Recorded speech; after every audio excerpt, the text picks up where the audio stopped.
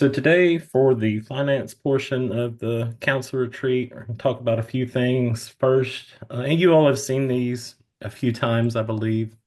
Oh, shoot. There we go. You all have seen these a few times. We're going to look at the budget calendar for the next fiscal year and our process during that, as well as some preliminary, very, very preliminary. I think I harp on that every year for ad valorem taxes, accommodation taxes, and interest earnings. I threw those in there this year. Then we'll look at some items which you all have actually heard already today from a couple of the department heads about some of those outlying items that need to be addressed. And then we have an open space here for the capital reserve fund discussion. There was a question earlier about, you know, setting funds aside or what we can do for that. So I have some details on that for you. But first, I wanted to, since I'm not there with you all in person, and I wanted to show Peter my sports coat again, uh, just wanted to remind you all who I am, right? Zach Hewitt, Finance Director. I will have you all note that Jay Kim has never said I'm an all-around awesome guy. That's about the fifth or sixth one down here. And then my daughter told me that I had to tell you all that I'm the head girls basketball coach for the Cedar Grove Sun. So, uh, just all that there. Since I'm not there to see you all in public, I thought that would be nice to include. Just me being modest, right? So, moving on to the budget calendar, we have some dates here outlined for you. We've knocked out the retreat today. I think I'm the closing act for you all. Just some dates here. We'll plan to get our budget worksheets out to our department heads in the upcoming weeks, and then give them a few weeks to get the revenue estimates back to us, as well as about a month and a half, really almost 2 months to get their expenditure estimates back to us. And then that following, I think it's about a week and a half from that date, we'll actually meet with them, come through their budgets. Josh, I'll send this to you. I saw you taking a picture. And we'll schedule meetings for them to meet with Chris and I to go through those budgets together. But some dates for you all I have in place here, and this was just going off of last year's timeline too. A recommended preliminary budget presentation workshop uh, on Friday, April 25th, and just wanted to see if that date was okay with council or if we need to revisit that and schedule Sure. it another time. For me, That'd be at 9 in the morning, 10 in the morning. I'll be away that day. But I was away last year on that day, so it's okay. um, in April, we moved our regularly scheduled meeting, right, because it was on Good Friday. Is that right? Or We moved it to the 11th. Darcy, is that right? Yes, because it otherwise would have been on the 18th before. correct.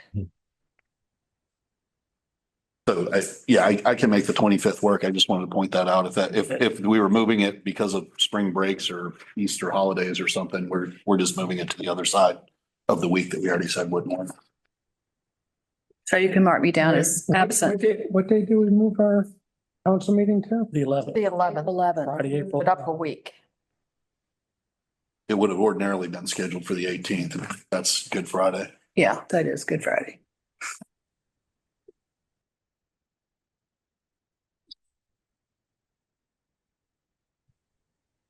And May 16, we have a council meeting, so we're gonna do the public hearing same day.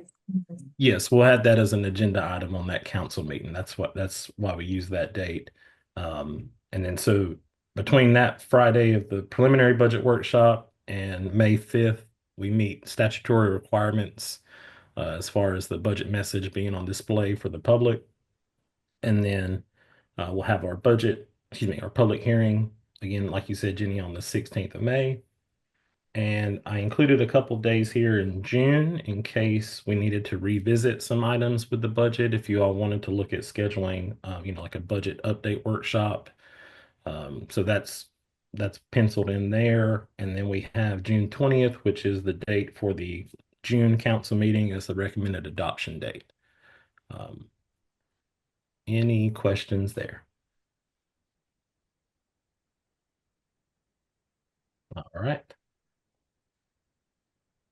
We'll move into our preliminary revenue estimates. Please don't yawn. I can see you all on TV. I'm just kidding. We'll start with ad valorem taxes. And just as a refresher on our current tax rates, I'm going to switch over. Can you all see this laser pointer? Yes. Perfect. Okay. So the village-wide tax rate, the total rate is 0.6277.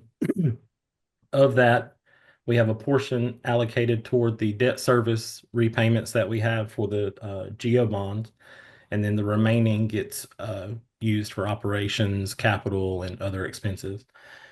So we have those broken out for each zone here. So these are all in the village-wide. We say village-wide, but that's every property not included in the MSD zones. And so like zone A, their total tax rate they pay is 0.6945, with 0.0668 of that allocated toward the GO bond repayment. And then same thing with zone B, they pay 0.6660 with 0.383 of that allocated to the GO bond also. Excuse me. I'm not going. There we go. Okay. And then just a refresher of what our current village-wide tax revenues are. Again, we have that total base rate of 6277 and how that's split up and what our current property values are, sitting at $1.87 billion. Each of these generates 10.3 million and then 1.5 million respectively, for a total of about 11.8 million coming in off of the base tax rate. Then when we look at the MSD zones, these are the property values there. And off of that 0.0668, we generate an additional 265,000. And in MSD zone B, we generate an additional 205,000. And then when we look at how we allocate those funds toward debt, excuse me, we generate about 10.3 off of the village base wide rate, about 1.5 off of that 7.84 for debt service, and then the additional amounts from the MSD zones. And that generates about 1.9 million for debt service repayment. So between the 10.3 and the 1.9, we're set to collect 12.2 million this fiscal year in ad valorem taxes. So we'll use these numbers to show how those get applied to the debt, like I was saying earlier. I'm sorry. We have our general use amount, the 10.3, and we take out the amount we have set for debt service for the public safety building next year, leaves us with about 9.5 million. When we look at the amount owed on the 2018 GO bond, it's about 2.46 million. So that leaves a deficit of about 518,000. And with that amount, we pull those funds over from the BRAT fund to help cover that expense. So the actual amount we in excess over our expenses for debt is about 9.45 million. So that's the money that can be allocated elsewhere other than debt service, or other debt service too, just not the GO bond. So when we look at estimating tax revenue compared to next year, I would like to point out that this current year, I was about 1% off of my calculations from last year. I do like to point that out every year, how close we get.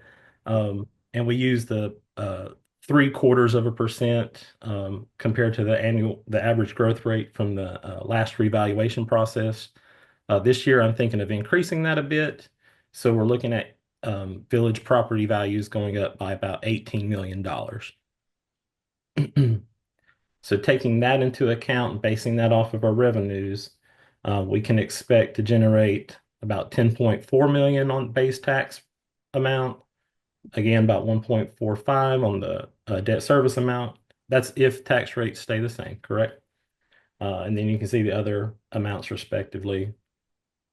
And we'll look at about 12.35 million next year. Sorry if I keep clearing my throat. I had a spicy quesadilla for lunch and the jalapeno is sticking with me. Okay. So when we go back and look at next year's debt service, we have a couple of new items that we need to keep in mind. We have a $1.05 million loan with PNC that's getting added next year, and that's to cover the four public safety vehicles that we acquired, the two ambulances and the two fire trucks. The other loan will be paid by the reimbursement for FEMA. So I hope to get that back after we purchase and have that paid off before next year with that money. And then when we look at our GO bond amounts, this is what we have left on the current GO bond, and this is where the new debt service picks up. So when we look at what we pull in from revenues off the current tax rates, we actually end up with a deficit of $800,000 that will have to be accounted for somehow. But I don't know if we want to pull the full amount from the BRAT fund or look at other options. But that will give us a decrease from our current net position of about $26,000 when these four loans are taken into an account against the tax revenue. So as I mentioned, it's about an increase. I said 300,000, it's close, to cover GO bond debt service. I do think that's significant. It's about 30% of our BRAT fund balance. And just wanted to remind you all that the voter approved bond referendum, it would allow up to a 5.5% tax rate increase on the village-wide rate and a 1.83 rate increase for each MSD zone respectively. So just you heard the request coming in today. We're just going to have to work through it and figure out how we can meet those requests based on the revenues that we have coming in. But you all do have that authority to increase that to cover the debt service amount. Any questions there? I threw that away because I knew that wasn't going to be a happy topic. So if none, we'll move into accommodation taxes. So this is the previous 5-year amounts that we collected in accommodation taxes. And I know it goes left to right where it should go right to left, but it just makes it easier when we're looking at graphs. So you can see last year we pulled in about 2,075,000, and then the year before that 2.1 million. And it went down each year. But for our averages over the last 5 years, we're looking at right at 1.9 million for accommodation tax collections. And as you can see in FY20, that's almost double of what we collected in FY20 and actually 19 before that. So our accommodation taxes are looking good. So we'll take those averages when we're looking at the current year projections. And we'll look at our current year rate. You can see in Q1 of FY25, we pulled in 1.4 million with an average of the prior 5 years at 1.2 million. We were a little bit below average in Q2, but when we take the last Q3 and Q4 averages and plug them in, we get a total of right at the same amount from last year, 2,072,000. Just as a refresher, the current year budget amount for accommodation taxes is right at 1.8 million. Our current collections as of the end of the year, December 31st, were $1,680,000, which is about 112,000 under budget with 6 months remaining. So if we use those Q3 and Q4 averages, we could be looking at an increase of about 277,000 above what we predicted for this BRAT fund, for the accommodation tax collections this fiscal year.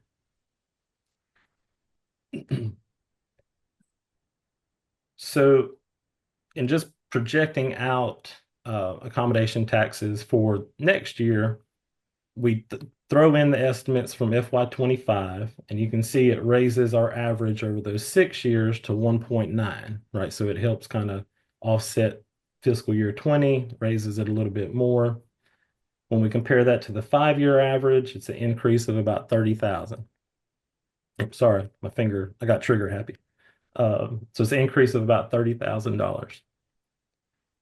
This just shows you all how that estimate for FY25 looks charted out. You can see we're down here and it kind of plateaued over the last 4 years from FY21 to FY25, which for a volatile revenue, I would not expect this, but this is a good thing from a finance standpoint. We like plateaus.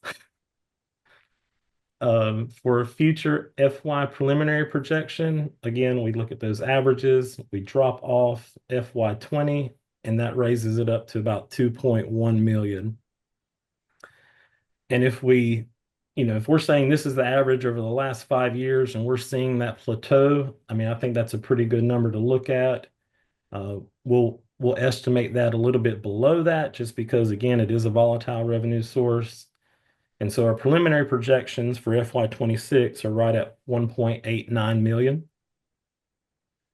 And that's an increase over the current budget of about $94,000. So those are all, I know the prior topic about debt service is kind of, that's actually a good thing. We're increasing those rentals on the island and collecting those tax revenues. So that was a better graphic. I didn't throw it away. It was good. Any questions on accommodation taxes?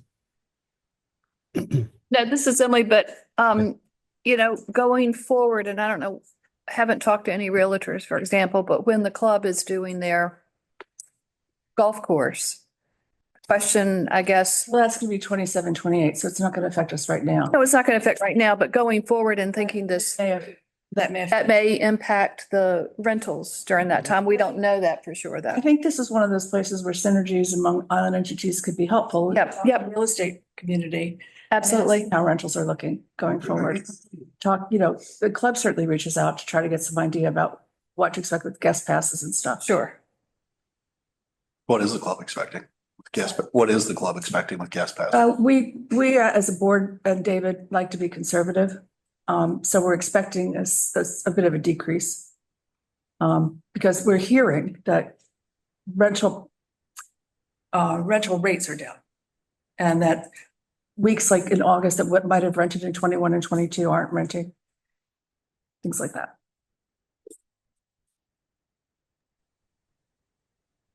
All right, good points. Let's see. All right, so moving on to preliminary estimates for interest.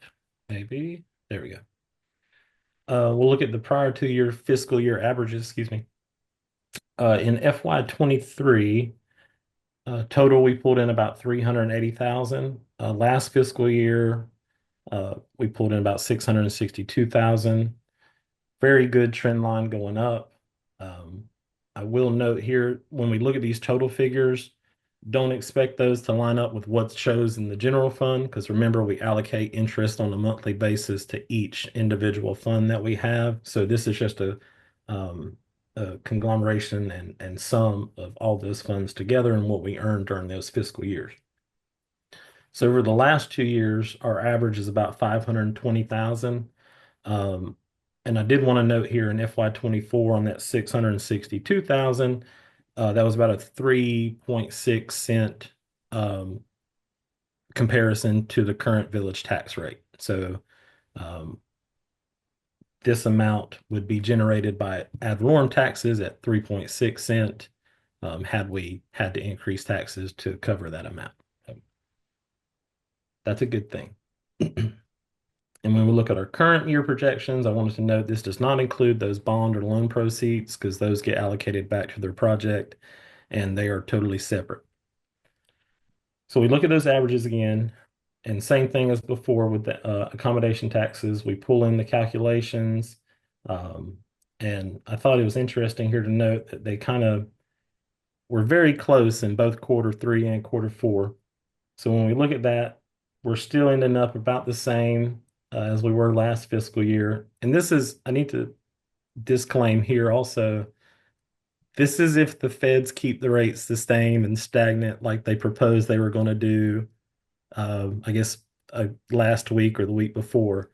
They were planning on, I think, 4 or 5 rate changes this year, but they have since pulled that back. So again, we plug in those the averages, excuse me, for the last 2 quarters. Our FY25 amount is about 660,000. And if we hit that amount, we're right at 3.5 cents again, as compared to the tax rate. Our current collections at the end of the year were about 337,000, and we could see, if that holds steady, you could look at about 12,000 above, maybe 15,000 above what we collected last year. Again, it all depends, right? So then when we look to the future, which, a magic 8 ball would be great, including those estimated amounts for 25, we get a new average of 566,000 compared to the 2-year average for the 2 prior years of about 520. So we're anticipating increasing that average by about 46,000. And so including those amounts from before, this just visualizes it again. You can see the trend line is upward, and rates have remained pretty constant over the last few months. So we see that plateau here. Okay, now we'll look at fiscal year 26, excuse me. So we looked at those averages for the last 3 years, 566,000. We project again with the volatile revenue, we're not going to collect all of that, or we may not see that number. So we use a lower conservative estimated rate. So we're estimating generating about 510,000 next fiscal year in interest. And that's about a decrease from the current projected amount of about 150,000. And again, it's volatile. We don't know what the Fed rates are going to do, so I just project it to go lower. All right. I'm sorry, I should have gone back. Let me bring that back. Any questions on interest rates?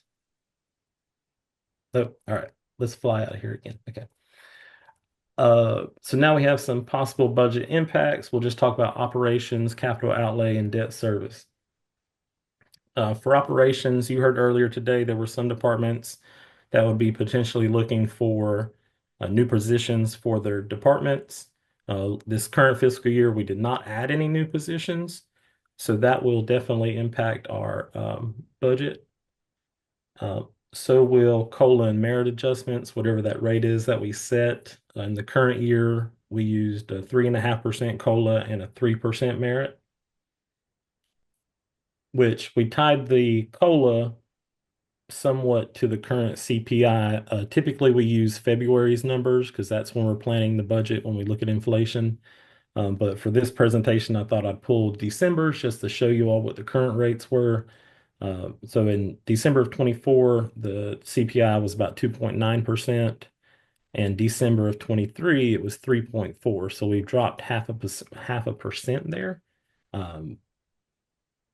But of course, increased inflation rates can have and will have an effect on all 3 areas of our budget that we look at for operations, personnel, and capital outlay. Zach, what'd you use for guidance on your merit? The merit, Judy can probably touch on that better than I can, but it's been our typical evaluation scale, right, Judy?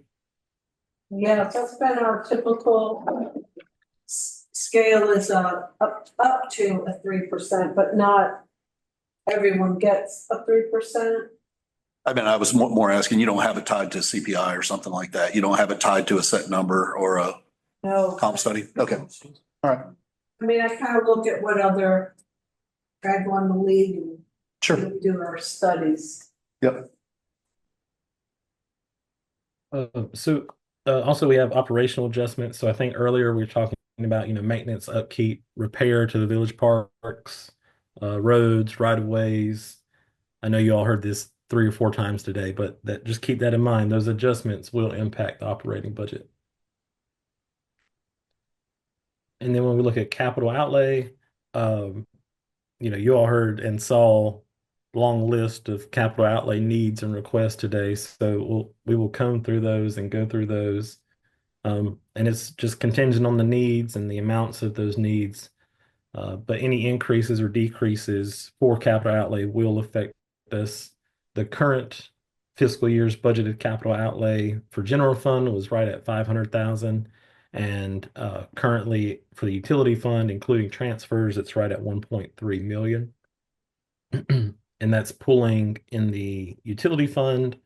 JP, correct me if I'm wrong, it's about 900,000 we're pulling from the utility fund for transfers, I believe. He's here. He's taking us in. It's fine. Yep. Okay. All right. And then just a refresher on debt service. We have the bridge loans for the public safety vehicles, the ambulance two, and the public safety. The first public safety vehicle loan will be covered by FEMA funds. And then the loan two will have to come out of the general fund. We talked about that earlier. The new beach renourishment bond being added to the remaining debt for the current bond will be funded by the general fund and possibly the BRAT fund also. And then we have our other debt to include the public safety building installment financing loan, and then the contractor services building installment financing loan. Overall, these take us from about 3.9 million to 4.6 million. So there is an increase in total overall debt service next year. All right. And then we'll get into a capital reserve fund. I wanted to give you all some background. So there was, a small discussion earlier of, setting funds aside for these capital improvements and capital items. So local governments were allowed to save current revenues, two different ways really, to fund capital expenditures. The first is fund balance. And you all know fund balance. We use it every meeting. I know you get tired of me talking about it. But it's the equity associated with each fund. The easiest way to think of it is revenues minus expenditures, and that's what you put back or take from fund balance every year. It serves three purposes. One is to give you cash flow, especially between July and December, when you're waiting on the tax payments to come in to help fund the general fund. And then, in your utility fund, getting by month to month and covering those expenditures also. Your rainy day fund, if something comes up, you can pull from fund balance if you have the funds in place. And then saving for capital expenditures. One benefit of fund balance is that it does provide a great flexibility for the governing board, and I'll explain that in just a second. The other option is a capital reserve fund. So it's more formal. The board is actually adopting a mechanism to set money aside for future capital expenses. It's more restrictive just for that reason. And the funds, I want to, hammer on this. If you move funds into a capital reserve fund, they can only be spent on capital expenditures. You can't pull those funds back out and use them for operations. So once they're in there, they're only for capital expenditures. And then you must specifically name the capital projects or purposes that you're setting those funds aside for. So we can't say, all right, we want to put $500,000 into a capital reserve fund and then we'll divvy it out later. No, we have to decide ahead of time and say what each individual appropriation is for within that fund. So again, how it works, the purpose of the fund, we can establish, maintain a capital reserve fund for any purpose for which we can issue bonds. I think Charles can attest that that list is very, very long. We've seen it with the bond attorneys and such. So to establish one, we just have to adopt an ordinance that lists the purposes for which the fund's being created. So we have to include the projects. We can accumulate funds for multiple projects, but we have to list them all individually. You do have to say, how long you're going to be accumulating, and when the funds will be expended for each project, what the total amount to be accumulated for the projects are, and where the source of income for those projects or for those funds will be. Excuse me. And so just some pros and cons that we were able to come up with for a capital reserve fund versus fund balance and using the allocations. Capital reserve funds are more transparent. Your you're setting those funds aside for specific projects, and they have to be specified by the governing board. You do have to adopt that ordinance or resolution again. However, they are non-binding. So this is one of those where it's like it's in the middle, right? It's a pro and a con. So it's non-binding. So future councils can change the purposes of the capital projects listed within the capital reserve fund. So what that means is once the money's in there, yes, we're allocating it toward a specific capital project, but future councils can take those funds and reassign them to different projects in the future. So it's not set in stone. So you do have some flexibility there, but again, the funds have to remain capital funds. And then we can earn investment earnings that will be allocated back to the capital reserve fund on the funds held within it. Again, some cons here. It is a less flexible saving option. And I harped on this. Once they're in there, they're capital expenses only. You can't reappropriate them to operating, even in the event of an emergency. And this is all from the School of Government. I did not make this up today, I promise. And then again, they have to be project specific. So you have to name the projects ahead of time, and you can't establish the fund just to raise general capital expenditures. And I put this pretty picture in here to promote a discussion if you all had any questions about capital reserve funds. Yeah, so you mentioned a time frame for that. Is there a maximum time that you can set aside? I don't know if there's a maximum. I'll have to look that up. And I'll get back to you on that. But I was looking at some other organizations, ordinances, and how they set things up. And for the most part, it's, they have each project broken down. And it may be better if I got you all some examples to look at of kind of what it entails. But some organizations will say, okay, we're going to set half a penny of the tax rate in the next year, whatever that amount is, toward, project A, right? Let's say road paving, and then project B will get 1.5 cents on the tax rate, and they allocate it that way.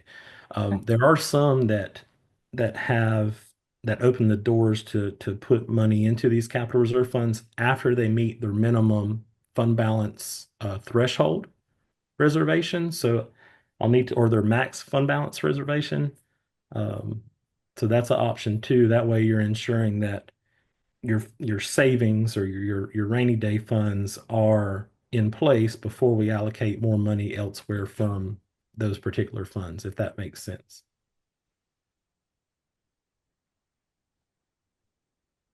Zach, could you back up to the slide that summarized the debt service? Yes, sir.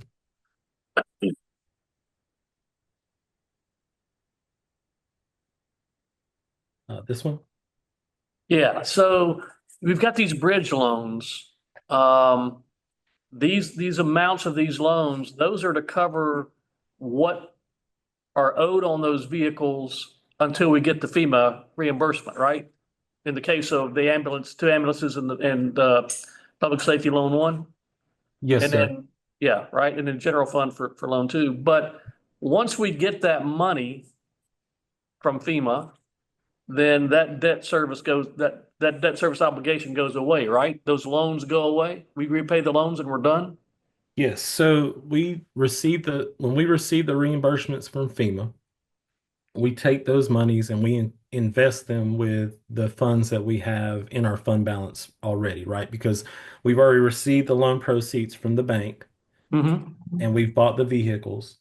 And so we're making those payments over time. But while we have those funds invested, we're earning interest on those funds. Got it. Okay, that's right. You shared that with us before. Sorry, but now I get it. Thank you.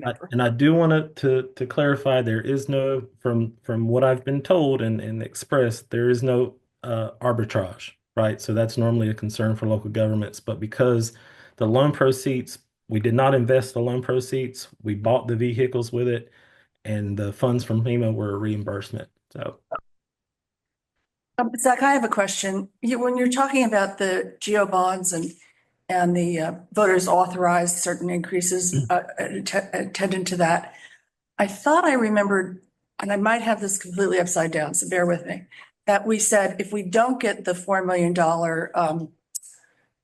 grant from the government, then we might have to do this increase. And that's what they approved. But since we got the grant, can we still go forward with an increase? And I know we're waiting on the grant, but whatever. Yep. So I put that out there just to show you all that was an option and that was what was approved, right? That's not necessarily the pathway we're going to take. It just is an option for council. Um, and it was because the bids came in so high, we had to call on that extra 2.2 million. Mhm. If I recall correctly, the 13.5 million was the original bond amount, and that would have been no tax rate increase definitively because it's a wash, right?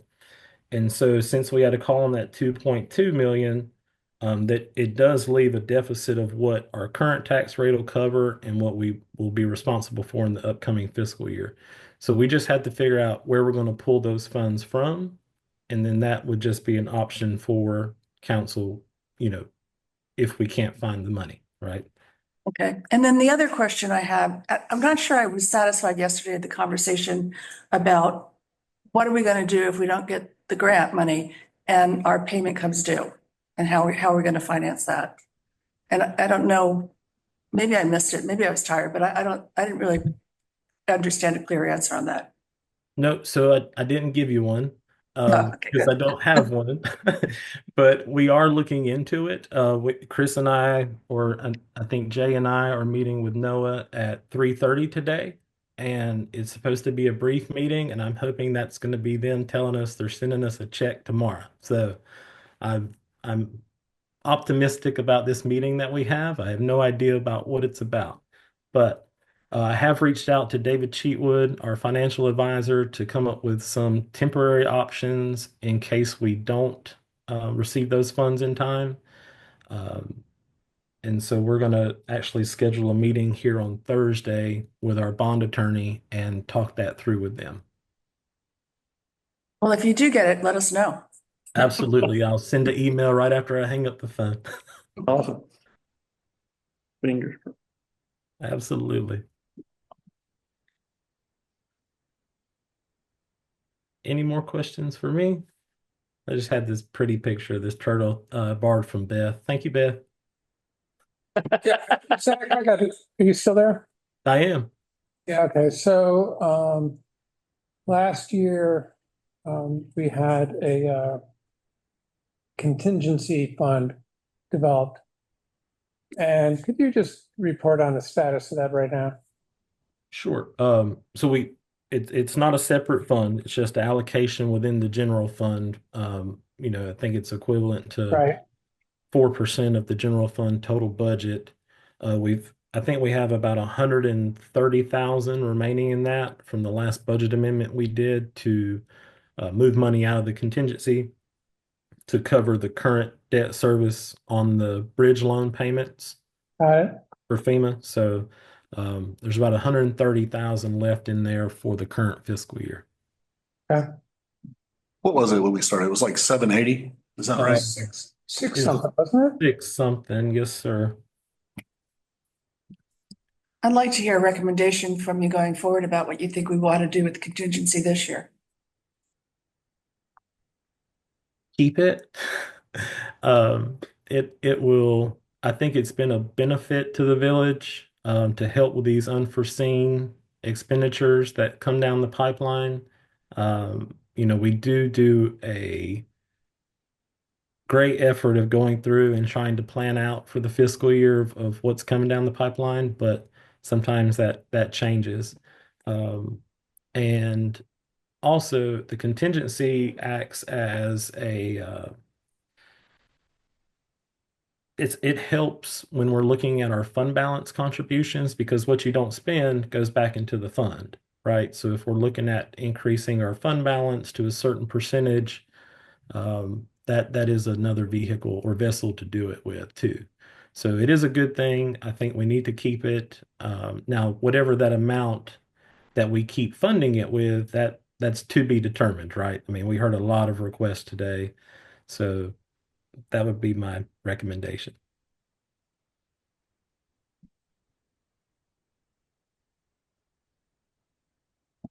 Questions? Want more money. Okay. Is that For the record, I did not use my whole hour.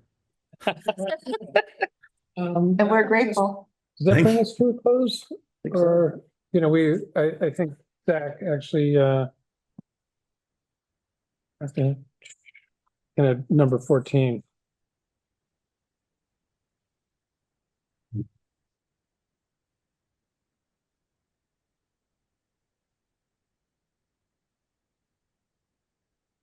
Not seeing that we haven't addressed all those issues. Some fashion.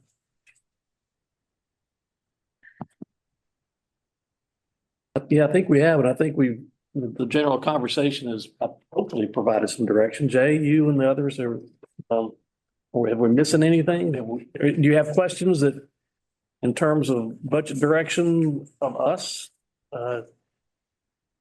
I think we've got some, and if there's any additional with staff, we'll follow up Okay. and some emails.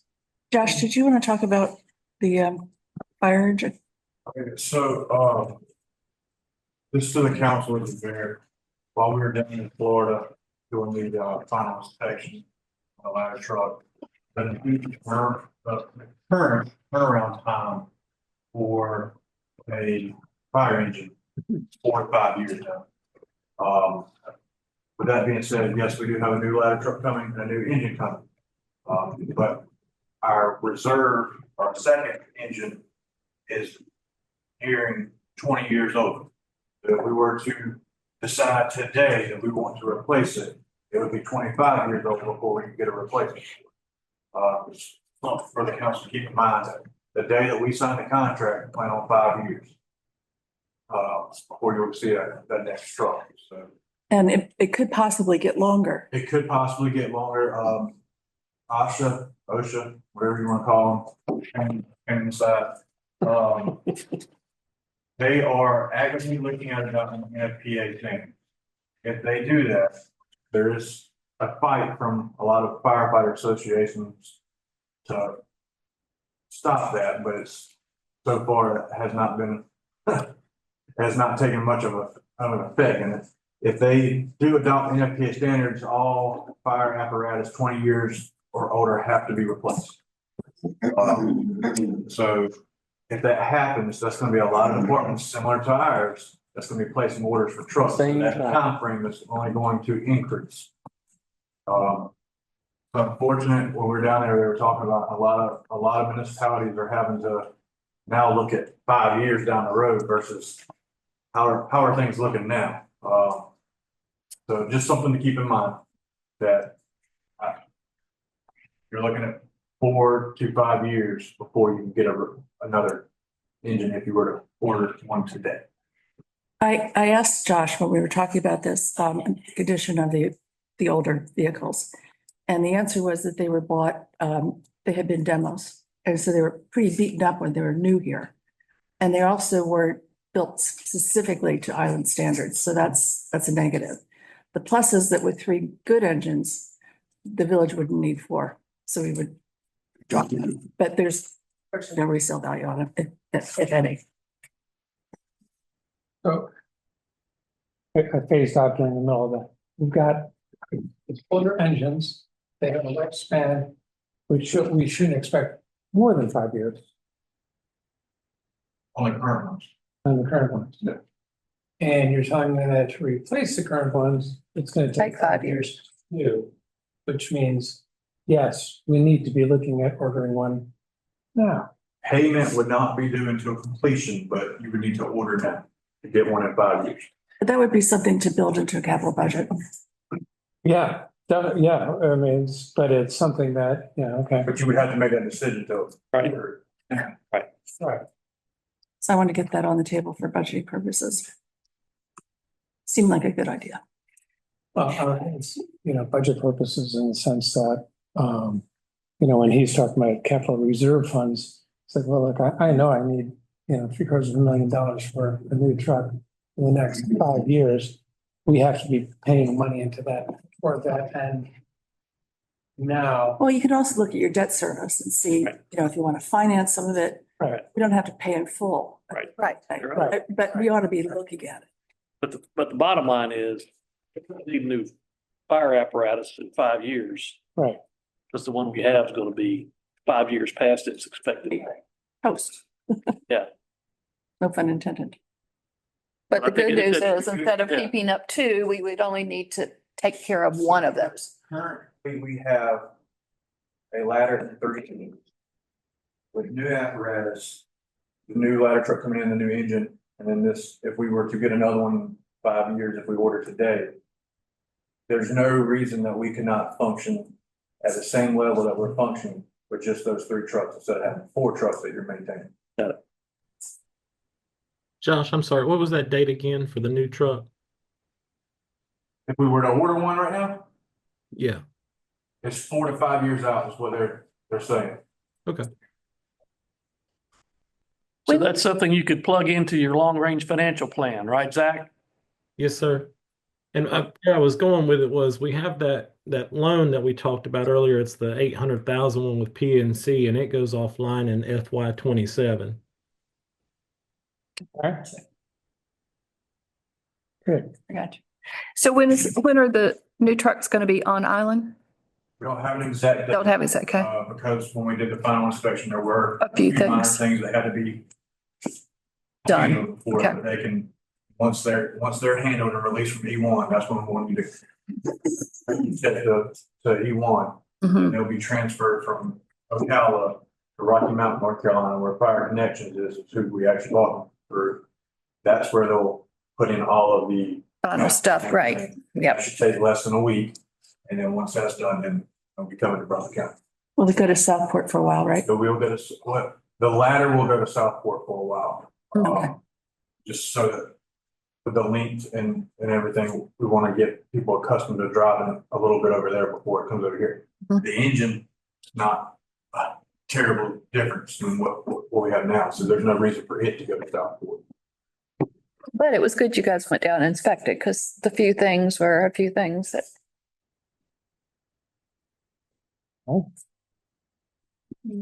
Adjourn.